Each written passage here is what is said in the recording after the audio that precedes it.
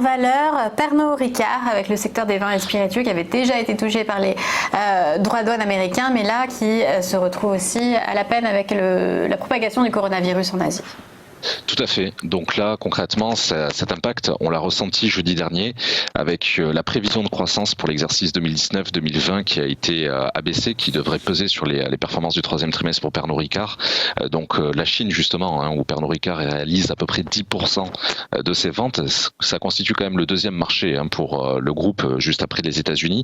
Donc cette annonce a fait suite à la publication quand même des résultats semestriels supérieurs aux attentes jeudi dernier. Donc entre juillet et décembre 2019, concrètement, le chiffre d'affaires de la société s'est élevé à 5,47 milliards d'euros. C'est tout de même en progression de 2,7% à données comparables.